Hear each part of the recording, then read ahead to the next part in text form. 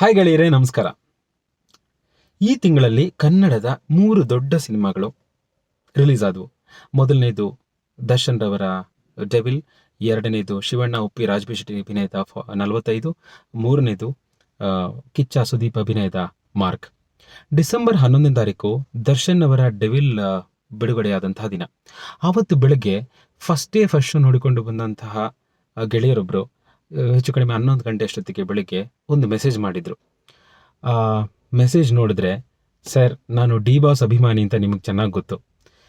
Devil ನೋಡಿದೆ sir, ಯಾಕೋ ಅಷ್ಟೊಂದು ಇಷ್ಟ ಆಗಲಿಲ್ಲ ಸರ್ ನನಗೆ ಅಂತ ಮೆಸೇಜ್ ಕಳಿಸಿದ್ರು. ನಂತರದ್ದು ಡಿಸೆಂಬರ್ 25ನೇ ತಾರೀಕು 45 ಸಿನಿಮಾ ಬಿಡುಗಡೆಯಾಗಿದ್ದು. ಆದರೆ ಡಿಸೆಂಬರ್ 24ನೇ ತಾರೀಕೆ 7 ಗಂಟೆ ಮೇಲೆ ಪ್ರೀಮಿಯರ್ ಶೋ ಒಂದು ಬಿಡುಗಡೆಯಾಗಿತ್ತಲ್ಲ, ನಿಮಗೆ ಗೊತ್ತಿದೆ. ತ್ರಿವೇಣಿ ಥಿಯೇಟ್ರಲ್ಲಂತೂ ಒಂದು ದೊಡ್ಡ ಫ್ಯಾನ್ ಶೋ, ತುಂಬ ಸಡಗರದಿಂದ ಆ ಸಿನಿಮಾವನ್ನು ವೆಲ್ಕಮ್ ಮಾಡಿದ್ರು ಶಿವಣ್ಣನವರ ಅಭಿಮಾನಿಗಳು.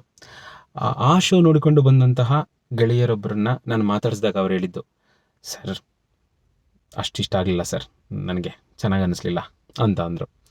ಮೂರನೇದು ಮಾರ್ಕ್ ಸಿನಿಮಾವನ್ನು ಕೂಡ ನೋಡಿದಂತಹ ಕಿಚ್ಚ ಸುದೀಪ್ ಅವರ ಅಭಿಮಾನಿ ಗೆಳೆಯರು ಅದರ ಬಗ್ಗೆ ನನಗೆ ಹೇಳಿದ್ದು, ಸರ್, ಚೆನ್ನಾಗಿದೆ ಸಿನಿಮಾ, ಬಟ್ ಅಷ್ಟು ಇಷ್ಟ ಆಗಲಿಲ್ಲ ನನಗೆ, ಅಂಥ ಗ್ರೇಟ್ ಅಂತ ಹೇಳ್ಕೊಳ್ಳುವಂಗಿಲ್ಲ ಅಂತ.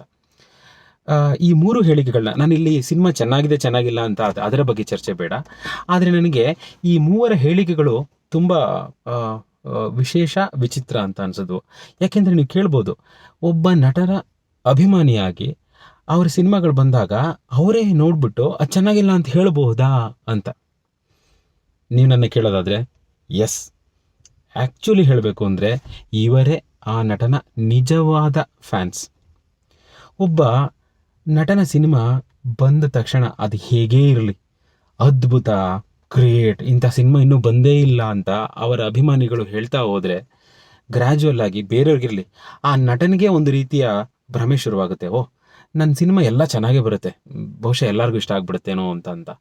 ಅದೇ ಆ ಸಿನಿಮಾ ಏನಾದರೂ ಚೆನ್ನಾಗಿಲ್ಲ ಅಂದರೆ ಚೆನ್ನಾಗಿಲ್ಲ, ಇಲ್ಲ ಈ ಥರದ್ದು ನೀವು ಚೂಸ್ ಮಾಡ್ಕೋಬಾರ್ದು, ಇನ್ನೂ ಚೆನ್ನಾಗಿ ಮಾಡಬೇಕು ಅಂತ ಅಭಿಮಾನಿಗಳಿಂದನೇ ಆ ನಟನಿಗೆ ಫೀಡ್ಬ್ಯಾಕ್ ಹೋದರೆ ಆತ ಮುಂದಿನ ಸಿನಿಮಾಗಳನ್ನು ಚೂಸ್ ಮಾಡ್ಕೊಳ್ಬೇಕಾದ್ರೆ ಯಾವಾಗಲೂ ಕೇರ್ಫುಲ್ ಆಗಿರ್ತಾನೆ. ಜೊತೆಗೆ ಅವನಿಗೊಂಥರ ಸವಾಲು ಕೂಡ, ನನ್ನ ಅಭಿಮಾನಿಗಳು ಇವರು, ಅವರುಗಳನ್ನು ನಾನು ಖುಷಿ ಪಡಿಸ್ಬೇಕು, ನಾನು ಒಳ್ಳೆ ಸಿನಿಮಾಗಳು ಮಾಡಬೇಕು ಅಂತ ಅವನು ಕೂಡ ಅದನ್ನು ಸವಾಲಾಗಿ ತಗೊಂಡು ಮುಂದುವರಿತಾನೆ.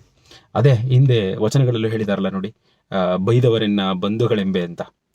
ಇದಕ್ಕೆ ಹೇಳೋದು ನೋಡಿ, ಒಂದು ಸಿನಿಮಾ ಚೆನ್ನಾಗಿಲ್ಲ ಅಂತ ಅಂದಾಗ ಒಬ್ಬ ಫ್ಯಾನು ನೇರವಾಗಿ ಪ್ರಾಮಾಣಿಕವಾಗಿ ಚೆನ್ನಾಗಿಲ್ಲ ಅಂತ ಹೇಳ್ತಾನೆ ಅಂದರೆ, ಅದೇ ಫ್ಯಾನು ಮುಂದೆ ಒಂದು ಒಳ್ಳೆಯ ಸಿನಿಮಾ ಬಂದಾಗ ಕಾಲರ್ ಮೇಲ್ ಮಾಡ್ಕೊಂಡು ಹೇಳ್ಬೋದು, ಸರ್, ನಮ್ಮ ನಟನ ಸಿನಿಮಾ ಬಂದಿದೆ, ಈಗ ನೋಡಿ ಸೂಪರ್ ಆಗಿದೆ ಅಂತ.